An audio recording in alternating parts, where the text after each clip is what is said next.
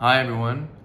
It was really cool to see the uptick in subscribers after the last episode. I think we're up to more than 60 across all platforms, and it feels like we're going in the right direction. The podcast, that is. You know, as I tweeted out recently, I'm going to have a former Israeli prime minister, and a star of a Netflix show, a show that I think many of you have watched and enjoyed. I'm certainly a fan of the show. Coming on the show relatively soon.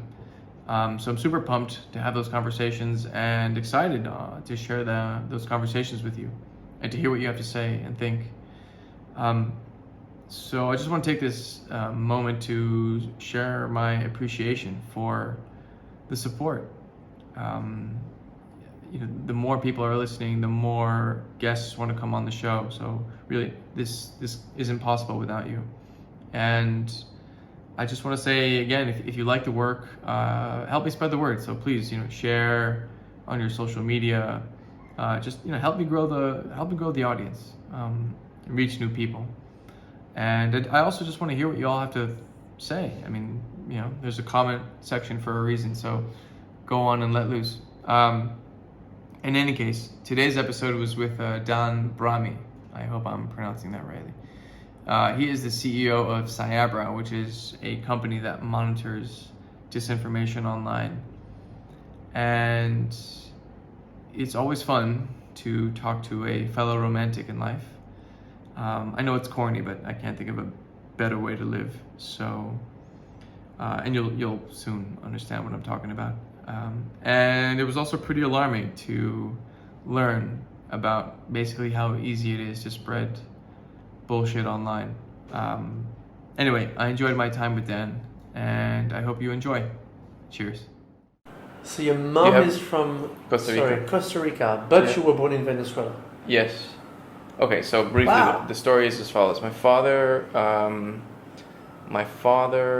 was living in Venezuela because he was working in a family business with his brother and my mother and the family that she remarried into. And my uncle got married to my mother's second cousin. And then my grandmothers introduced my mother and father together because they're like, these people are because it made sense, I guess. It made sense. Well, they didn't even know each other, right? Yeah. And so the story is, if I'm not mistaken, they dated my mother flew to Venezuela, they dated for 2 to 3 weeks, they got engaged, my mother flew back to Costa Rica, planned her wedding. 5 months later, my father flew out to Costa Rica to get married. So I had seen his fiancée that he only knew for 3 weeks. 3 weeks. How old were they? My father got married, he was 1982, so he was 31, and my mother was... So they knew. 21. So they knew. So, well, at the very least, he knew. How do you know? I don't know, man. Like 31 years old, like you gotta... Yes. It's actually funny because we're kind of like in a...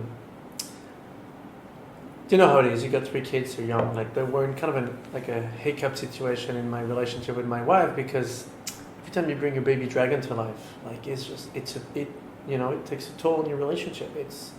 It's hard, it's heavy. You got to figure out again the whole dynamics of like how do you continue. At least from our perspective, that's how I felt it, right?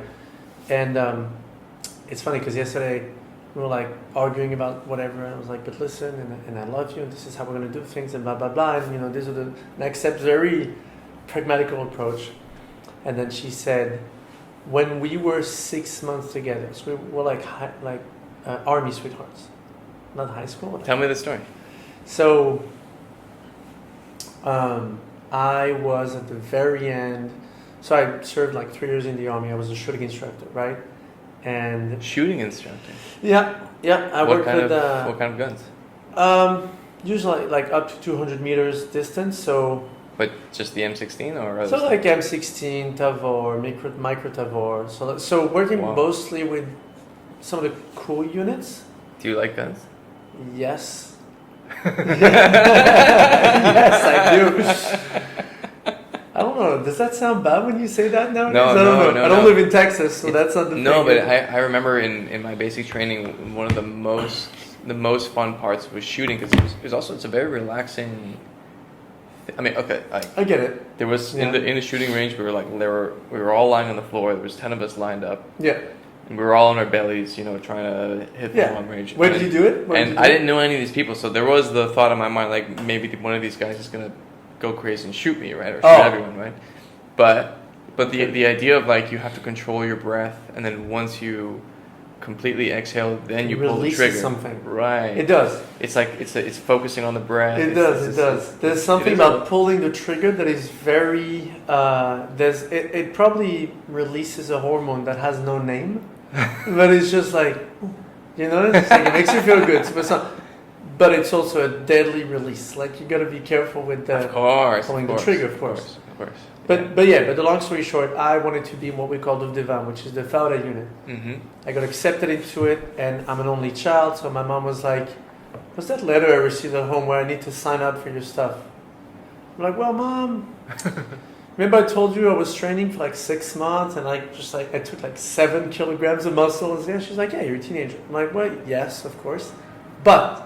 She's like, "But what?" She's like, "Well, there's this unit, and they do all kinds of crazy stuff, and they grab people and extract information." And she's like, "That sounds like a combat unit, son."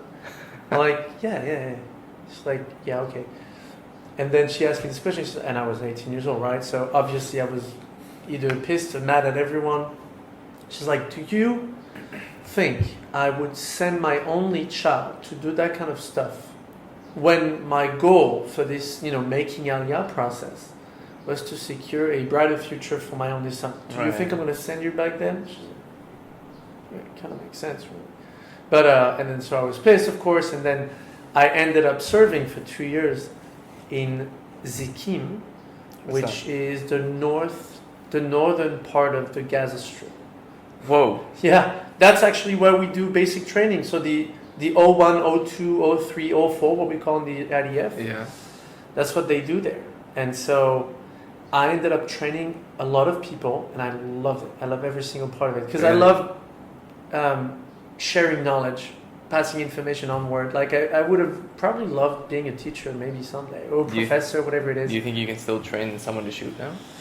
Most probably, yeah. I'm still pretty good at it. Yeah. Actually, we have so I'll jump back to the love story in a second with Debbie, but our GM in the US, Rob, he is a 28 years veteran from the Special Operation Command in the US. So the guy did a bunch of stuff, I'm sure. Uh-huh. When we go to the US, sometimes it's like, let me take you to the shooting range. Let me take you to the shooting range just to see. And I'm like, "Man, it'll never work. Okay, like you will never beat me." I was like, "Let's go. Let's make a bet for $50." And I most of the times beat him actually on most weapons, unless it's a handgun. Whoa. Yeah, because he says, funnily enough, I've been in some of the weirdest combat units, but you don't shoot a lot. You train, but you do mostly physical trainings that are not necessarily just shooting. Okay. And all I did was shooting. So in comparison, he said, "You as Dan, you might have shot like 10,000 rounds of bullets. Yeah. In 3 years." Wow. And I must have shot like 10,000 in 28 years. So for you, it was very like an extremely condensed training. Versus him doing a bunch of stuff. Like I'm sure he's extremely good with a knife. And I do not know how to handle a knife besides, I guess, cutting. Yeah, but that is also, it does make sense. It's like not really a fair fight if you were doing it all the time. Exactly. That's right. it. I bet even some special forces soldier in Israel probably hasn't shot as much as you did in those 3 years. I'm fairly confident. And again, I've worked with all these weird units like the Devad and all these other weird, nameless units. And yeah, you train so much. It's actually real interesting when you think about it. I know we have friends in common, but these guys that are serving like 5-6 years in the army, right? And you know that it's a year and a half, 2 years of preparation for training, intense training. Yeah. And then sometimes they prepare for ops for like 6 months. So you prepare like physically and you prepare your mind to get into doing something, but you don't actually go and fire guns all day long, and you don't, like you've got your daily routine and training, but Right. you've got some weird units like Serret Matkal. Right. This is the top of the top of the top. This is what they call in the U.S. the Delta Forces. Right. Right. Man, these guys, they don't. You need to understand. They keep their strength, mental and physical strength, for sometimes 1 or 2 ups in their entire service. What they do might be completely off the charts, and you'll never hear about it, and you'll never know what they did. Right. And if you ask them, and you'll see them in the bus, they just look like a normal dude in uniform. So it happens, right? So they don't fire a lot of guns, but they're extremely good at what they do. Right. Yeah. So, long story short, to go back to the So tell me how you met your wife. the army sweetheart. It was I was getting into the end of my next leg of training session for guns. Blah blah blah. I was in Srifin, which is like a very central military base. Yeah. And she was there too. And funny enough, I met her when I was on my way back home. It was like me and my friend. We were just about to get on the bus. Just about to get on the bus. And you know how it is, like Thursday afternoon, it's packed. There's like a bus that can hold like 100 people, and there's 1 million soldiers waiting for the bus. Oh yeah. Right, you did it. Yeah. So I'm about to get on the bus, literally like the last And two wait, and people. we should just add for emphasis so that every single one of those soldiers is dying to get home. Dying to get home. Right. You've been waiting in the bus station like Right. an hour and a half. Right. Every bus counts. Every So spot counts. Just the entire energy of that scene is like, get me the fuck out of here. Like, I'm so done looking at all you people. Leave me alone. I just want to Right. Okay. sleep, eat, go dance, do whatever people like doing. Right. So this is the environment that you met your This wife. is the environment. It's like Okay. survival mode, like getting to the on that crazy bus. And last spot. I know it's the last spot because I can already see the back of the last person coming into. Like it's just like he just went up, and you know there's like one spot left, and the driver will close the door. Okay, Right. I'm about to go in, and this lady, she just jumps in. She's like, "Phew," like the wind just brought her from someplace. She wasn't here. She wasn't waiting in the line. What the F just happened? And then within the bus, she turns around, and I noticed 2 things. First thing is, I'm like, wow, she is incredibly beautiful, so I can't be mad at her. Okay. And B, she had that same tag unit, like, you know, the same unit tag of mine, which I said, that's weird because I never saw her. Then this became an adventure of mine to say, who is that good-looking blonde lady who just went right in front of me in the bus? Started asking a bunch of my friends in the base, and they were like, "No, I don't know what you're talking about." I was like, "Guys, I didn't imagine, like I didn't invent this. Okay, this thing just happened. So stop fucking with me." And then they were like, "Are you referring to Debbie?" Yeah. It's like, I guess so. Show me a picture. I was like, "Yeah, that's her." And then first reaction, I probably asked like 4 of my friends. Yeah. In the base. And Yeah. they're like, yeah, nah. Not, They're like, you have no chance. You have no chance. You're an ugly looking Frenchy guy. You're just charming, pretty much, but nothing else, right? Mm-hmm. You're ugly. If you make something out of your life, it would be wonderful. There's no odds. And like, you know, it's like, you know, army friends bullshitting with each other. I say, Yeah. is that so? Is that so? Okay. Yeah. Okay. Does she know this? Yeah, of course. Okay. She, funny enough, she didn't experience that. She didn't know all the details behind the scenes up to the very point where we got to a date. But anyway. And does she remember passing you on the bus? No, No. of course not. It was just a sunny Thursday for her. She has no recollection of No that. recollection of anything. She doesn't know anything. For months, I was trying to figure out where she was in the base, because the base is so big. There's like thousands of people. And I found her thing. Yeah. I called my officer and I'm like, listen, I found that Debbie lady. So now on, every morning until I tell you, I just don't make me start at like 9. Let me start at 9:30. It's like, why? So I said, I just want to make sure that every time she comes here, she can see me. Like we'll get to the point where like what is propaganda and like what is disinformation. It started with my wife. So it was like that. I stalked her for 3 weeks every morning, and like she was doing her thing, and like she was getting in the bed, she was looking at me like I never existed, and then every single morning she was walking out and throwing the trash. This was a 1 minute walk from where she was to the bin, right? Yeah. I would always Yeah. walk with her, and I'm like, "Hey, Debbie, right? Yeah, how you doing? I'm Dan, blah blah blah." And then I was just walking with her, just walking for 1 minute. She was throwing the trash, get back to her office. I'm like, "Yeah, have a good day," and then I would just go doing my thing. You are 3-4 weeks. You're a master strategist. I see. Yeah. Master strategist. When you want something, you gotta grab it, and then. That was the thing, and then I saw her in a salsa club in Fasaba, and I was like with my friend with my elbow. I was like, "Man, this is Debbie. This is the girl I was telling you about." I'm so excited. That's like, what are the odds? I know she doesn't even live here. She lives in the north of Israel. I live in Ra'anana. Like, what are the odds? And then the song, and then like I'm gonna go talk to her. She approaches me, and then she said, "You are the trash guy."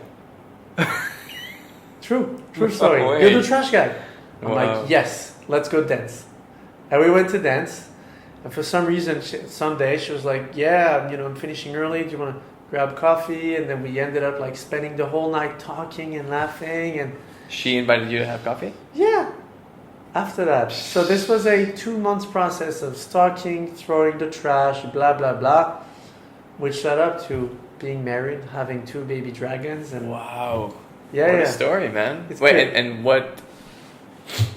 She remembers you the walks.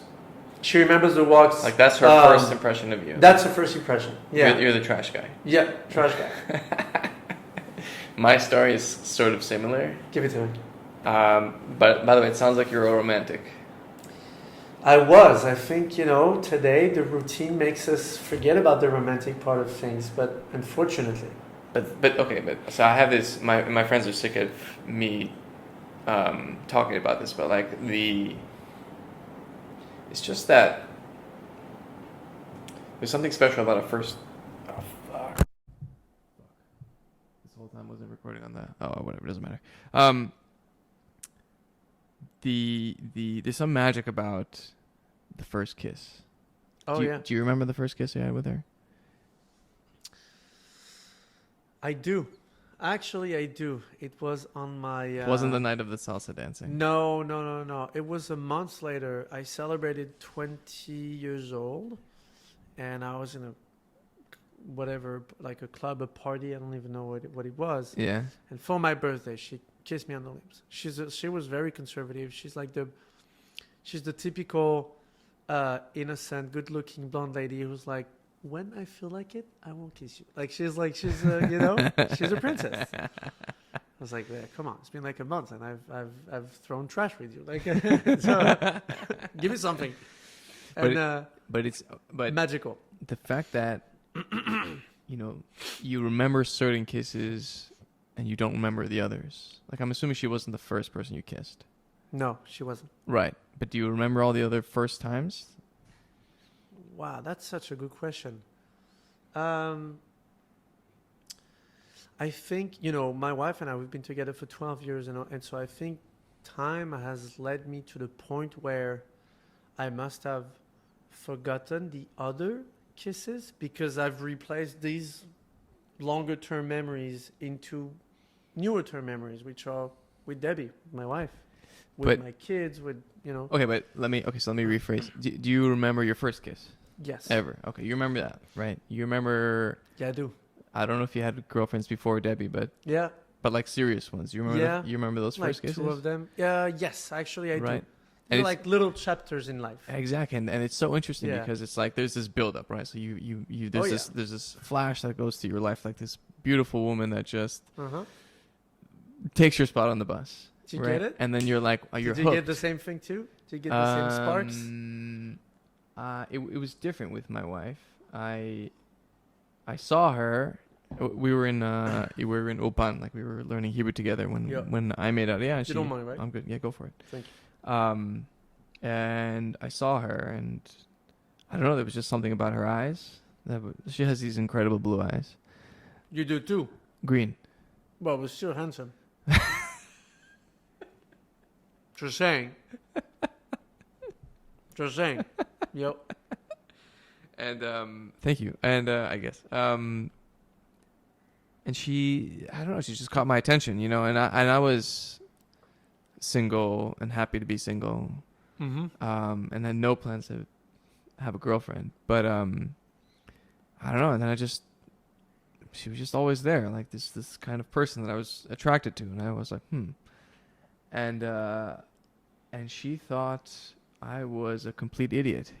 Like, so I would go in there. Her first memory of me, I think, is you know, I don't know if you had this, but when you make Aliyah, when you move to Israel, I had a degree from a university in America, and you had to get it converted in Israel. And I had a diploma. It was framed, because this is what you do in the States. In Europe, I guess this is not so popular, right? And I came in there with the framed diploma because it was like sealed. I couldn't so I had to come in with this wooden plaque, you know. And she was like, "What is this idiot doing? What are you guys doing?" Right? Yeah, it's like, you know, I had to get to class, right?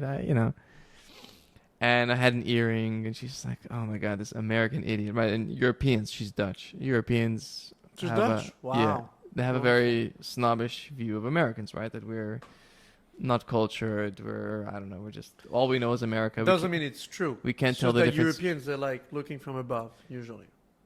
Some of the countries there. Yeah, sure. Mine too. They're so lucky to have, you know, America paying for their defense and energy and healthcare that essentially, right, they're subsidized by American largesse, that they have the lovely freedom to criticize and be criticize and work 35 hours a week and Exactly. takes too much in France. And I get it. and look down on the Americans who, Of you course. know, right, who provide a lot of their culture and so on. Anyway, So what did you do? Did you change? I came up to her one time, and I had been to Holland once on a backpacking trip, and there were these little pancakes that you eat there. They're called poffertjes. Okay. Now I know how to pronounce it. Back then, it's spelled Poffertjes, right? So I came up to her and I said, in a break, and I just said, "Hey, poffertjes," or something like this, right? And she's looking at me like, "What? Why? Yeah. What?" And I tried it again. I said, "Poffertjes?" And she's like, "Huh?" Maybe. Yeah. You know, because I couldn't pronounce it the way that she, you know, as if there's so many different words that sound like poffertjes, right? Anyway, that was my first try. Okay. Yeah. So, you know, she had good reason to think I was a complete idiot. Perhaps even still now, but First try out of many, or I tried. It was a pursuit that lasted like, I don't know, a few months. And it's actually you really, persevered. I persevered, yeah. It's the only way. And the thing is, like, the prize ends up being so worth it, you know, if you just stick to it. But it is interesting, like that initial spark of like, who is this person? Why do I feel like I need to continue to pursue this person? Yeah. And initially And it rarely happens, obviously. Otherwise, you wouldn't have felt it, right? It rarely happens. You don't wake up in the morning every single day and then you say, "I really want to be friend with that person," or "I really want to go into a romantic relationship with that person." Like, it rarely happens. Otherwise, it is not what you're looking for, or it is not special. I don't know, but go explain it, you know, like, It's doesn't make any unexplainable. sense. Yeah. You know, and they end up being, It's not explanatory machine learning. There's no statistics behind it. It's, you know, it's the heart. I know, but it's like, first there's the physical attraction, right? The Yeah. way you described it is this beautiful blonde girl that Yes. cut me off. And then built on top of that machinery is this incredible person that you want to build a absolutely. life with, right? Yeah. And so you have this build up where it just keeps going from strength to strength, right? She's incredibly good looking, and she's got these sparks to her personality that I think like, ooh, Yeah. Oh yeah, I want to spend the entire night talking to her, which I had this Yeah. similar experience, right? That our first kiss, we spent the entire night talking. It was the day before Yom Kippur. So we did. Yeah. Right? And at some point she just turned around and said like, "Dude, get this over with," and then we kissed. And then we right? kissed. That's awesome. She knows what she wants. She does. She was like, That's "I'm good. tired," you know. It's been 6 hours talking about the rain. Like, just do what you got to do. It's okay. Exactly. So, you know, that build up, and then it just gets confirmed that there's something extremely special going on. The confirmation is the first kiss. Yeah. You know, something really special, possibly for the rest of your life. That moment is just, you know, and then it's like, and then you go, right? Because then you have no fear anymore, right? Like, you know, it's there. It's both true. of you agree we can do this together. Yeah. It's an amazing moment. It is An an unforgettable moment. Exactly. You're going to remember for the rest of your damn life. Some of these moments I get actually goosebumps were. right now. No, I'm with you. I was about to say, like, some of these very, very important milestones and moments within my relationship with Debbie Yeah. have been referenced in my vows, in the wedding vows. Yeah. Yeah, like, and it's so funny. Like, it was April 7th.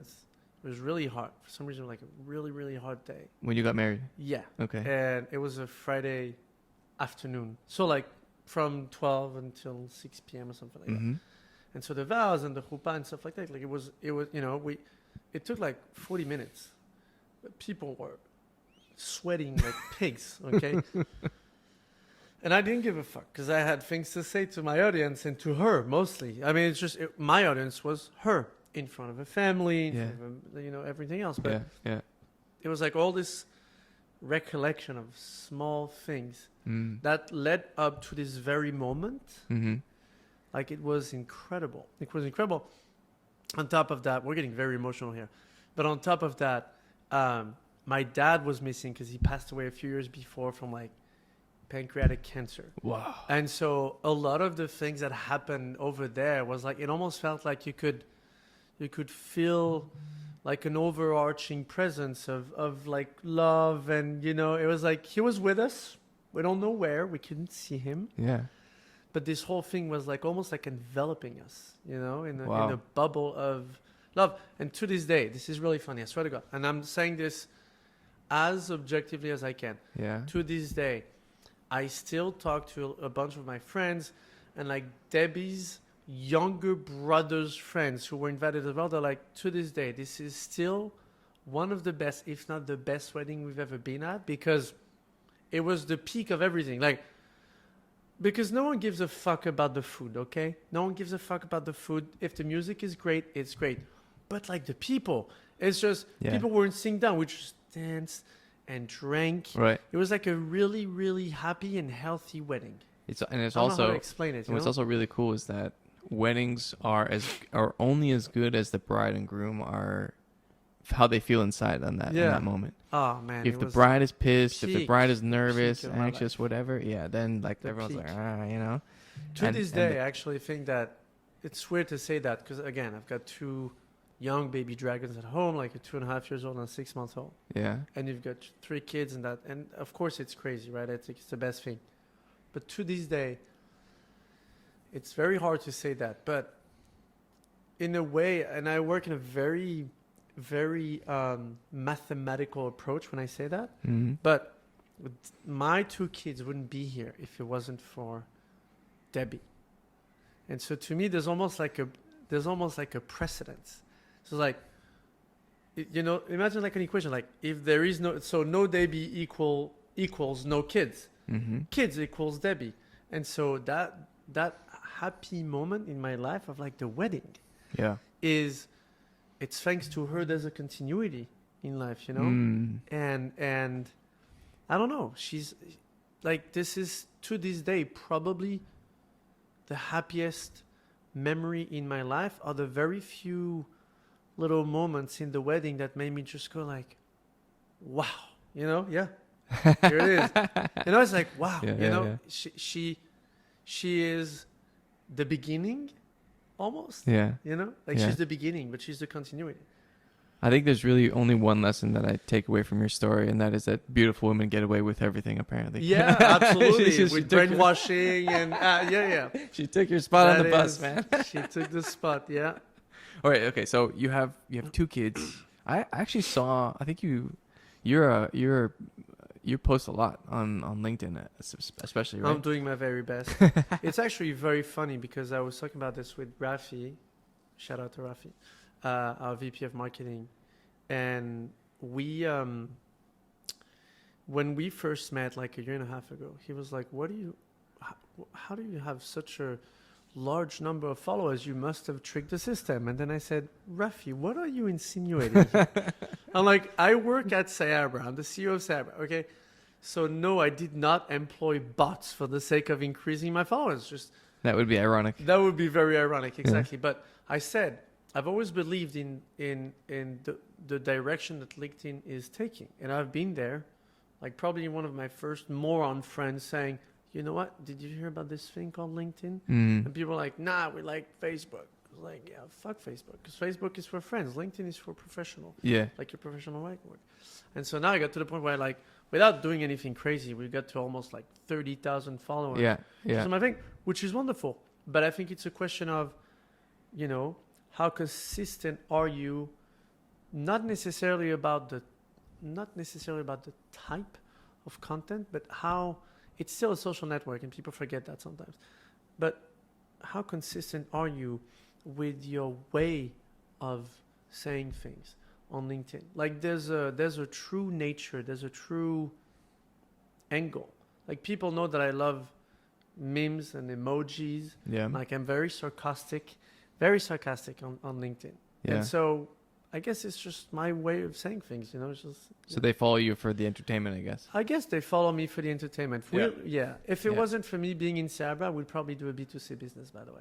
Really? Yeah, because I love people. And in my and by the way, I'm taking the loving people.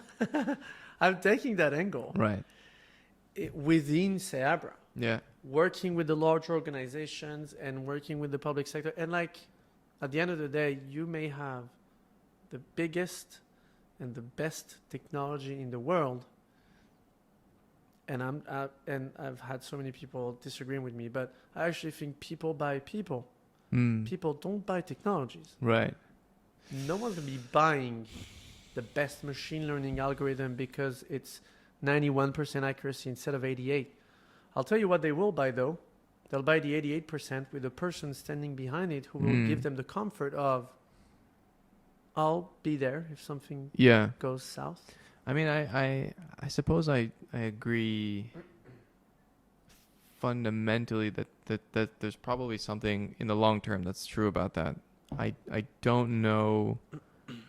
I don't know if short term that always works. I don't know if short term that always Yeah. works, and I think we have the tendency to be also kind of blurred by the glare of all the VCs and all the very large institutions pouring money into like all these AI based companies. Right. By the way, we are one of them, and we have incredible investors, Founders Fund, our crowd, like wonderful, very, very large VC funds Yeah. that have been involved in the best companies in the world. Yeah.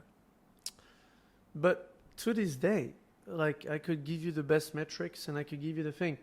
Would you invest in me if you didn't like that? If you know what? Maybe you like me, but for some reason I sound fishy. You look at me, you're like, there's something off with that guy. Right. Would you put your money into the company? I'm not actually sure. Like, I don't I'm not know. Sure. I mean, the I last think what people last invest in people. no, but you the know? last 2 years, money last was 2 years have been completely off, Blur. belly up. right. Money was flowing like crazy. That's what I mean by the short term. It's not. Oh, You know, just you like mean you that brought short term. you brought up the VC example, right? Yeah. I mean, money was just flying around, and a lot of these ideas, maybe they weren't worth half the money that they were given, or who, I don't know, right? And Yeah. so it's, look, I think about it like, yeah,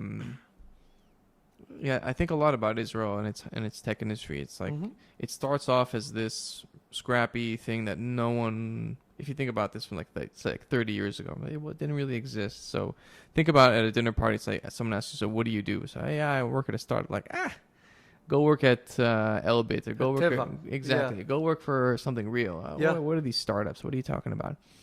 And so that was really only for the hardcore people who were really, really into this stuff and had passion for these projects, you know, and the products or whatever it is that they were developing.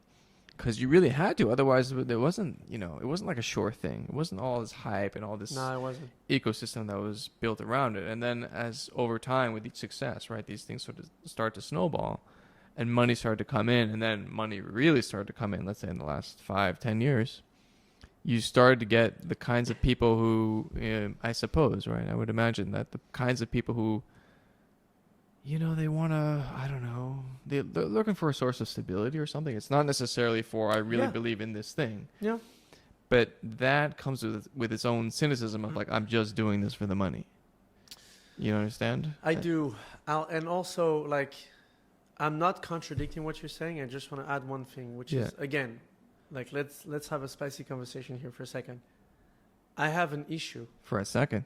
Oh, for a few minutes or for an hour, I don't know. Yeah. But like, let's be honest. Like, this is a really interesting angle here. Think about it. Most of what people see as in read on TechCrunch and Calcalist and whatever, The Observer, I don't know. Yeah. Most of what they see around the startup news is about, and this is it's so extreme when you think about it. There's no celebration of hiring people. There's no celebration of tripling revenue.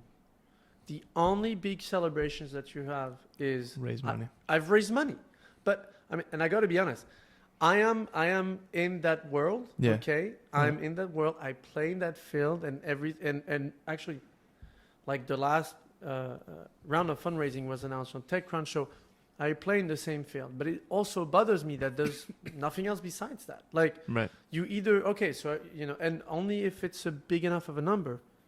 Right. Because I mean, God forbid, if you raise only 1.65, this is very bad. But if you did raise 12, so it might not be TechCrunch, it might be venture-based. And so all I'm saying is this whole industry is geared on eyeballs, but there must be other things. It's also not just eyeballs, but I think maybe you disagree, but specifically the investor eyeballs. Yes, because it's all about, as you said, industry. It's all about deal flow. Of course, but it's also such a trendy, topical, tropical, sexy industry. Come on. But if I were, and this is an idea I've been trying to get off the ground, is that if I were in your shoes, the entrepreneur, right? Do you really care what some other startup that's probably not in your field, how much money they raise? Maybe. Oh, yeah. Maybe. Even if it's in a different field, I'll tell you what. Think about how an entrepreneur today, like a Series A startup, like Sabra, or whatever it is. Think about what it means to say, I'm working really hard. I'm busting my ass to make sure that we can grow, cross the X amount of revenue, blah, blah, blah. And then it's really hard to raise money, of course, especially in this environment. Yeah. And then you open the papers or whatever. You open your app. It was so old school what I just said. No one opens the fucking papers. Sorry. No, but like you know, you open your app and then you're like, Bergidi.ai just raised $60 million for an app that is replacing the replacement of your iRobot with generative AI. And you're like, first of all, that's such a fucking stupid idea. My goodness. I mean, we're trying to solve, you know, transparency and credibility online. These guys are talking about like some crappy idea of being 20% more efficient on swiping stuff, because when you ask your iRobot, hey, what's the weather tomorrow? Like, and you're like, this is stupid. So what I'm saying is, it does affect you because it's such a roller coaster, and you are, God forbid, you're a solo entrepreneur. I mean, my goodness, I would never do it. Thanks. Never. It's very, bro. Sorry, it's really complicated. It's very hard. The only way, but hear me out. The only way to genuinely be a solo entrepreneur is either if you have a family that supports you throughout the whole thing. Don't have that. But Well, come sort on, of. but I mean, like you go back home and then you can puke all the things that happened to you Yeah. on Okay. someone, to Right, someone. right. You can share it. You can cry, laugh, or you gotta have, I don't know. You gotta carry that weight on your shoulders, man. But yeah, but that's the thing. That's what I was about to say. Like, even when you are not a solo entrepreneur, Yeah. the journey is so hard. Yeah. It's so hard. It's so hard. It's so hard, man. I mean, you persevered. You got your wife. This is a great story. I persevered. I threw trash.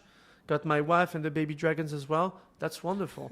But at any given point in time, within the first day of dating her and 7 years later when we got married, Yeah. we could have said, oh my God, you know what? I mean, you want to study here and me there. It's going to be tough. And what? Like, we're going to take the train and see each other? You know, stuff. Yeah. There's always going to be challenges. Right. But you just go through the wall. You don't So stop. okay, perfect. So here's this idea that I've been toying with for a little bit is Yeah. that you're an entrepreneur, right? As you said, the journey is extremely hard, right? It is. Because Wait, are you pitching me? Your idea? Okay, sure. Yeah, go. Yeah. Okay. Okay, sorry. I don't know. Is this a You pitch? don't have to. I'm just... You know what? I am soliciting feedback. All right? Let's go. Let's put it that way. Love Okay, to. so you are an entrepreneur, and your existence as an entrepreneur is super tenuous, right? Because Cyabra, how many people know of Cyabra now? A bunch? Like in numbers? Yeah, just the concept of Cyabra, right? That is a company, right? It's just an idea, Yeah. right? It's Yeah, not a throughout the world, it's maybe not a tree. It's not a building. 1,000. Okay, let's say it's people? 1,000, right? Yeah. On day one, it was you, Nothing. you and your family, and yeah, you know, yeah, that's it. right? It's like, and worse than that, no one gives a shit, right? It's like, No. who cares? You know, okay, tell us when you've got a lot of money, and tell us when you've got a lot of customers. Like, Yeah. so from the point of I had this idea, I've decided to pursue it. To now, a lot of people can take me seriously because I've accomplished all these things. You know, that's a lot. That's a hell of a journey, right? It is. You know, and really, it's just a series of. This is what Oren Kaniel, the CEO of AppsFire, he said everything in life is just about convincing people. It's influence, right? It is. Which is, I'm a company and I can do something for you and pay me money to do it. Like these are all just like, Yeah. let me explain to you why, right? And by the way, it's just sorry to interrupt Yeah. you, but like, imagine how big is AppsFlyer compared to our size. Right. Like they are probably, I'd say they're probably like 30 times bigger in terms of revenue, 20, 30. I don't know what's their number, Sure. but I guess, right? And he's still saying the exact same thing that I'm saying, which Sure. is no matter what, whether you are at 0 revenue, 1 Right. million revenue, 5, 10, 100, I don't know what they are, Right. 250, Right. you're still at the same stage. It might be smoother, but you're still working around at a different pace, at a different stage, Sure. convincing people. Exactly. And this is the thing that people, that when they work for a company, they take it for granted, right? It's that all that work's been done for you. There's a brand that you're representing. It's not you, it's a brand, right? Mhm. I worked at Bloomberg, 1 million doors open for me Yep. because I represent the Bloomberg brand, right? Now I'm on my own. It's like, well, You still represent yourself. I'm myself, of course. I haven't changed, or I mean, I've changed in certain ways, Yeah. but it's that convincing process that I've got to go through. Anyway, so as an entrepreneur, it's just, you know, how do you figure all that out, right? And the best thing that can help you convince other people is that you've convinced other people, right? Mm. Essentially, I have revenue, right? And not only do I have revenue, but I have satisfied customers. Yep. Because then you can use that information and say, well, look, if I'm good enough, if our service is good enough for, I don't know, I'm just making something up, Apple or whatever, then why don't you give us a try, right? And that makes the journey so much easier, you know? And so it seems to me that this is probably the most important thing that an entrepreneur thinks about all day long, right? Which is like, how do I secure business? I know Yes. some people it's about developing the product. Really with you on this. Okay. I am really with you on this. Right. The only problem is, to go back to what we said earlier, Yeah. is that you are essentially in this bubbly ecosystem of startups, VCs, blah blah blah. You are glorifying more how much money have you raised Right. versus how much money are you bringing in Right. as a path to revenue, Right. path to partnerships. Like, I think this should be more interesting if you're able to, like, for example, it should be celebrated to bring people like Manu, and it has been celebrated. Manu, not My your son. Manu, Yeah. my Manu. We'll just tell who's Manu. Yeah. So Manu is our senior vice president of revenue, 10 years at SimilarWeb, one of the early employees, grew up in the whole machine to be one of the most dedicated people and beloved people at SimilarWeb. And then he joined us to lead the entire go-to-market and revenue side of the house. Cool. And we're super happy and we love him. We love every second of him. Don't tell him though. And and so the whole thing about that is like, that should be more celebrated in a way than, look, we've raised 5 million or we've raised 7, because what people are afraid to say, and it has to be said though, is that remember, raising money is a means to an end. Right. Right. The goal for the business as the executive team doesn't have to be founders or not. That's not the point. It can be the chief revenue, the chief product, chief communications, and the CMOs and the whomever, is to maximize the value of your shares for the shareholders. Right. This is actually the definition. People tend to forget. And so they say, well, I've raised $60 million for my data science, AI-driven, ass swiping, floor keeping, window cleaning robot, which is great. But, and then what? In fact, that only amplifies the need to get business, because now you've got all this money who's expecting you to turn it into Of course. something bigger, right? Of course. And it's still happening. By the way, just, I actually think, like, of course we have eyes and ears in the market and friends and blah, blah, blah. But the wave of layoffs might seem like people have gone beyond it. And now, no, it's quiet. Everything's fine. But soon there's going to be another wave probably. It makes sense, because if you weren't able to justify your business from 2022 to 2024, you won't receive more money. Right. So there's going to be another wave of companies dying. Right.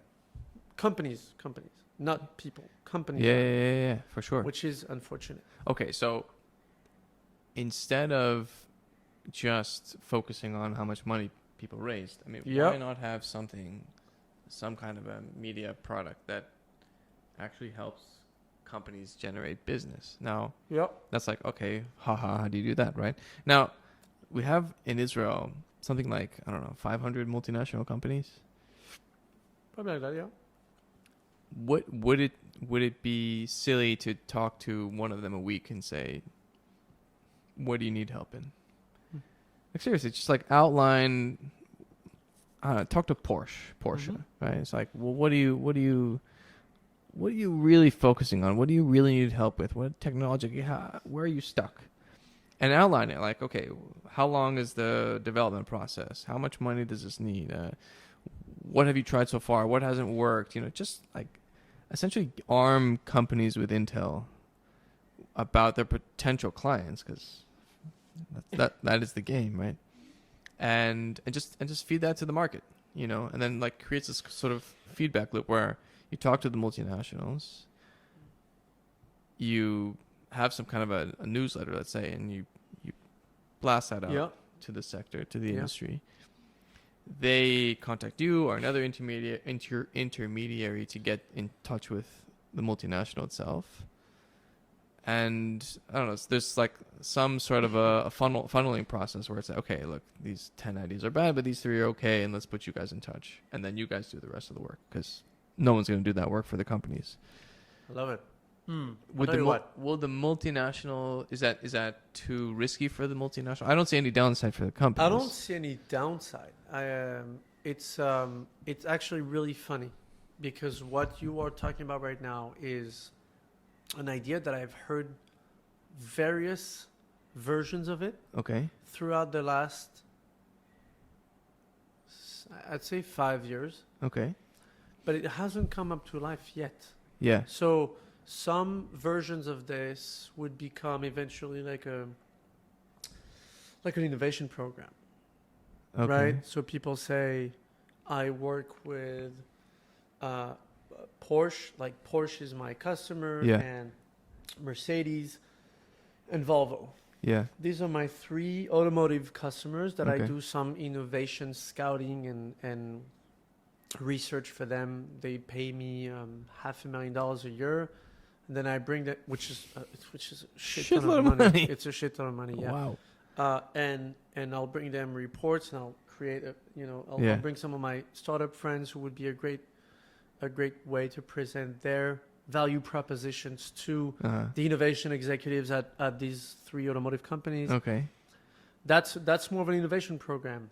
You have accelerators, you have VCs with value creation arms Mm-hmm. targeted for the enterprises, right? So there's like a bunch of different angles. But if your point is, has there been any like one single unified product that can, in a way, create the scouting, research, and the spreading, the diffusion, the almost like It's solving the whole concept Look, it's like in a product. Like, I've become a sort of an amateur critic of media lately, and one of the issues I have is that it's conflict driven, and I like something to be more solutions driven.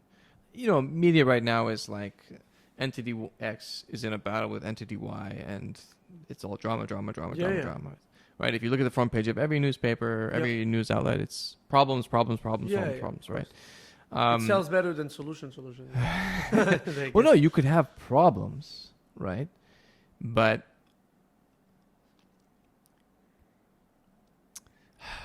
look, if we want to go down this route for a second, to the credit of media, I would say that it is fundamentally driven towards the good, right? They're identifying problems in society such that they're problems in society. Like, it's not like they're rooting for evil. You understand? No, of course. If they talk about war, it's because war is bad. If they talk about Yes. climate change, it's because we like to, be alive, right? And so on and so forth, right? If a company goes bust, it's because, we like it when the economy is doing well and people are unemployed. Of course. These are the good things that they uphold, right? These are the values that they uphold.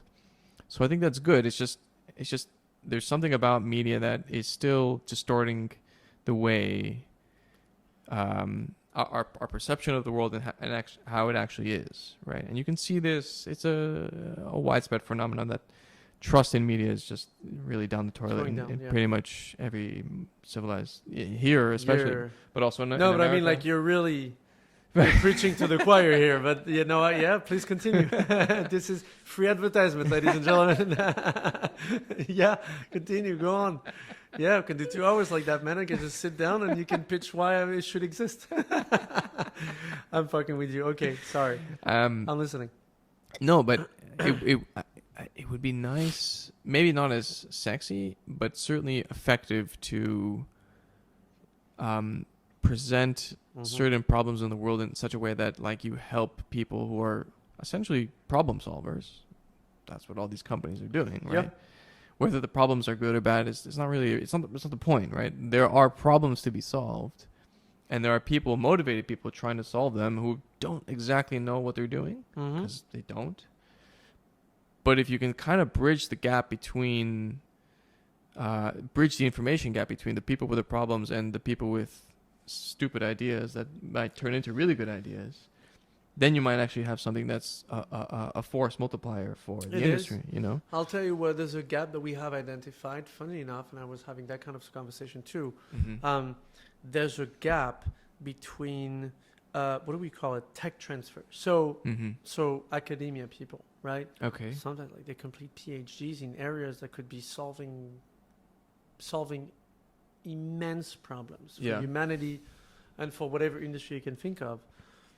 But the move from I am academia oriented to actually creating a solution, so not just the research phase, not just the interview phase of your 150 people for your sample, big enough of a sample size. No. Yeah. I mean, like, building something around it, around your hypothesis, Okay. and then transforming that into a company that it can actually deliver on the value proposition of your research, of your Yeah. thesis and your PhD. Right.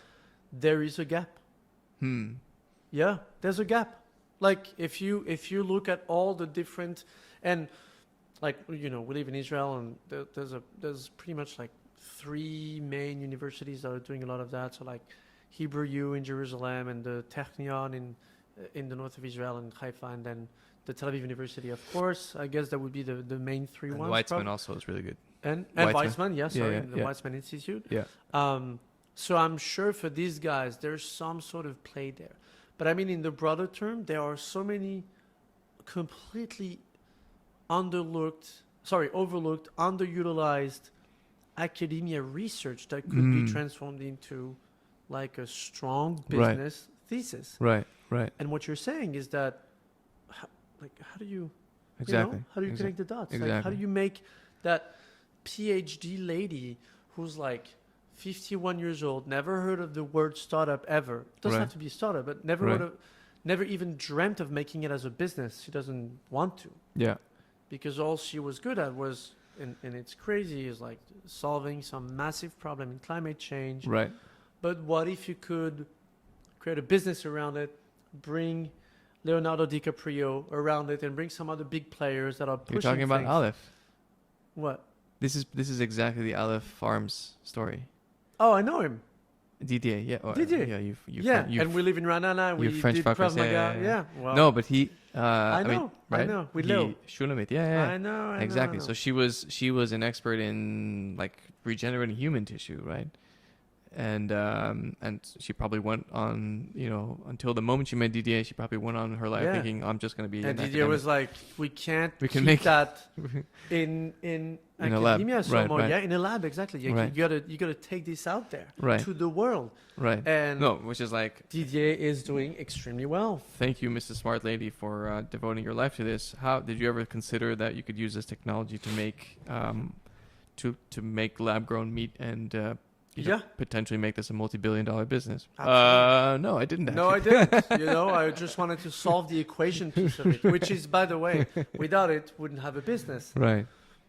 But Yeah. that's, by the way, that's the beauty about when you want to find, when you're not a solo entrepreneur, but you have another co-founder with you, or 2 or 3, whatever yeah. it is. Yeah. This is the beauty about having someone else with you, like especially when Mhm. you are able to find someone who completes you. Right. Yeah. Yeah. So the reason why I brought up the fact that you post a lot was I actually caught one of your posts. I don't remember what the context was, but you were saying that you didn't take a salary for the first 12 months. Oh yeah. Yeah. So take me to the. Yeah. This is fascinating. Take me My to the goodness, origin. Debbie was whew, to this day, and now I do take a salary, obviously, because it's been 5 years. But to this day, I'm like, see, we've look Right. at how beautiful this is. We've got a company, and we're paying these salaries for so many people, Yeah. and people like coming to their jobs, and they like the mission of the company. Like, it's great what we do, and sometimes she'll be like, yeah, but the first 12 months. I'm like, yes. Yeah. Have we gone beyond that point? It's like, no, never. You have made me gone through hell. I'm like, I did it. Like, I was the Yeah. one. Anyway, it's actually a very funny point. But yeah, No, but it's 12 months, no salary. It's I'm exactly that right Might now. have been 10 or 11 actually. Well, but yeah, it's the I'm same now at thing. 12. Yeah, good luck. Yeah, But sure. it's We should bring sponsors. gladly. Seriously. Could put a little thing Yeah, why not? here. Uh, That would be good. But it's you're carrying not just you're going through hell yourself, right? Because again, you're convinced. course. You're convinced you have this idea. You're really passionate about it, or whatever. And I don't know if you had the similar experience, but because you had a co-founder, two or one or two. We actually started as 4, and now we are 3. Okay, but in those 12 months, you were 4. Yeah. Okay, and none of you guys were getting paid. None. Okay. Yeah. That's rough, man. Yeah. And you must have had moments where you, 1, 2, 3, all of you wanted to quit. Of course. Right. Many times. Many times. Of Okay, course. so one person can have those moments, sink to that level, and then, sort of an hour later, snap out of it, have that rush of energy. Oh my God, Yeah, of we'll try course, this, yeah. try this, try that. But 4, how the hell did you guys stay together? It's a good question. But I mean, there's a flip side to what you say. Go on. And by the way, I understand what you're saying, like, which is, if you're only yourself and you're able to listen to yourself and to your feelings, Yeah. you are able to snap out of the feeling. Like, you can be pissed because you had a shitty day, Yeah. shitty Monday. You wake up in the morning, you listen to music, take a shower, eat some breakfast, and then you're like, okay, let's go. Yeah. New day, new energy. Let's go pound some things, right? Right. When you are 4, there are multiple there's a bunch of variations to this, which is you might have one optimistic co-founder and 3 that are down. So do you want to drag yourself up and say, I can't be exposed to the radiations of the negativity. Right. So I got to focus on myself. Yeah. Or you want to say, no, I should be a good co-founder. I should, even at the price of being affected by the 3 negativity, I should take off some of the load. Right. What's happening, you guys? Talk to me. Right. It's very much like a marriage. Hmm. It is. I've been married twice in life. It's Debbie, my wife, mother of dragons, mother of the 2 baby dragons, as a matter of fact. Okay. Yeah. And then today, Joseph and Ido, my 2 co-founders, I am married to these guys. Right. There's not a single fucking day I don't talk to Ido or Joseph. And it Right. might be actually even more in a way than Debbie. Yeah. Because Debbie, I don't have to call her every single time. Right. I can see her in the evening, and then I'll tell her about stuff. She'll tell me about stuff, and then we'll figure it out, and then we'll watch on Netflix, eat Right. stuff, Right. whatever it is. Like, be together. These guys, on the other hand, I'm spending like a bunch of my time with them. Right. And it's also marriage. and at that point in the journey, I suppose this is going to be with you for the rest of your life, but because there's no buffer between you and your declining bank account, like it's a direct correlation between what you do every day versus, and then you see what's going on in your bank, Change. right? Yeah. Then all of a sudden you are confronted with all of your weaknesses, all of your hang-ups, because really what makes it so difficult is just what's going on in your mind, right? Absolutely. The world has no idea what you're going through, right? No. They're like, startup. So the first thing that they think is, oh yeah, startup. He's an IDC alumni, so startup thing. Okay, so he'll probably do the thing with TechCrunch. I'll see an article with this guy someday. The thing, Dov Moran, Waze, Israel. They just connect little pieces of puzzle, and then they say, oh, startup, yeah. So 6 years, you'll be worth what? 150 million? Oh, that's great. Hey, man, I always believed in you. Right. Yeah. Okay, I'm a little far from that, but that's, yeah. Exactly. So, but that whole, that first year of just, you're, I suppose, because this was happening with me, so you're just constantly working on yourself. But you, as a sole entrepreneur, are married to yourself. You are the one making the disputes, and you are the one fighting with yourself. Yeah. Right? Oh yeah. So, and good for you. You have a wife and you have kids, and I think that's another way of getting the proper support, the proper therapy. Yeah. Which is, I can disconnect sometimes, talk about other stuff, be present in some other areas in my life, and then get back to whatever I want to do. Right. Sending my emails, making phone calls, pitching to someone. For me, it's more than, like my wife and my kids. That's it's a source of strength for me. Of course. Because our wives, certainly my wife, she plucked me out of nowhere, right? I was a guy, I didn't have anything. I didn't have a career. I didn't have a lot of money. I had no money. In fact, I was just a walking pile of debt, I was this blank canvas. I didn't know where I was going, and she married me, and she took a huge risk to essentially hitch her life to mine. I mean, that's a hell of an investment, you know. And then my kids, for like, you know, and your kids are still young, but at some point they're gonna look at you, and you're just the role model, right? They're gonna say, okay, how do I behave in the world? Well, let's look at what Dad is doing. Yeah. And Scary. and it's real. It's scary, but it's also an opportunity, right? Which is, It is. you know, it gives me a reason every day to wake up and say, well, give it your best. Yeah. If they look at you and they mimic you, they talk like you and they speak like you and they behave like you do. Yeah. You as in you, the father or the mother, by the way. Yeah. Then you have a huge responsibility. Yeah. Massive one. Massive. Unprecedented Massive. one, actually, as a matter of fact. Sure. Well, unprecedented, no. I mean, we've been fathers forever, right? No, but I mean unprecedented from my little bubble called Dan, 32 years old. Yeah. Like, I've never had such a big responsibility. Right. You know? Right. It's true, by the way. Like, I'm starting to get that. You know, I get back home. I'm so tired. I know that I went to sleep at like 1 a.m., which is crazy because the other little baby dragon, Matthias, was like doing his thing. And then I woke up at like 4:30 or 5. Yeah.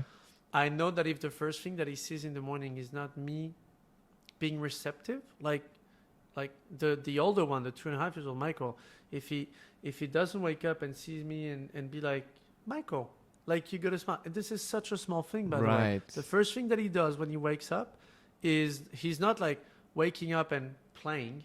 He's waking up and he's looking for comfort. So he's gonna be getting out of his room and look for a familiar face, which is either me or his mom. Right.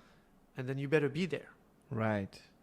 Not like it's okay to be on your phone, but then you need to, I guess, drop it. Be here. Not only be here, but, you know, again, to this Smile at him, this man. this Be with idea him. this idea of working on yourself.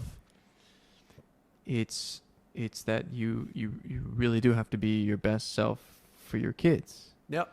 You know, and no matter, you know, this is again what's so incredible about being a father. It's that we are supposed to be this person that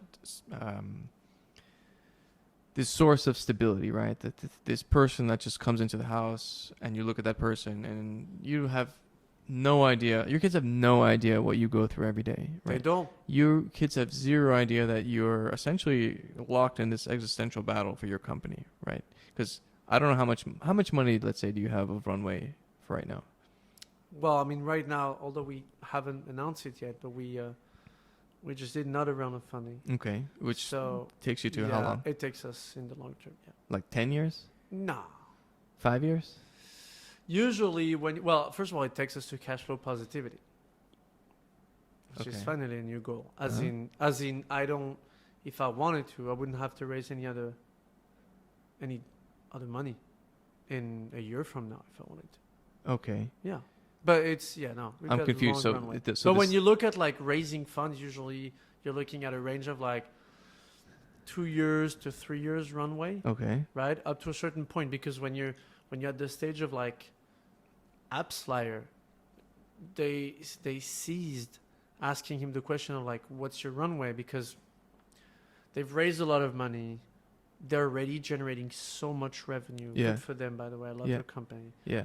And like, so but it's a certain stage. It's like a series C, B, C, D, and onward. You stop asking these questions. Okay. You're asking more about like the financial metrics. Okay. But let's just say that a lot depends on how you behave and of course. what you get right and what you get. I mean, not what you get wrong, because that you're gonna get a million things wrong. But the crucial things that you The get few right. things that you get right. Yeah. That's on you and your co-founders. Absolutely. Essentially, right? And Absolutely. no one else. And this is.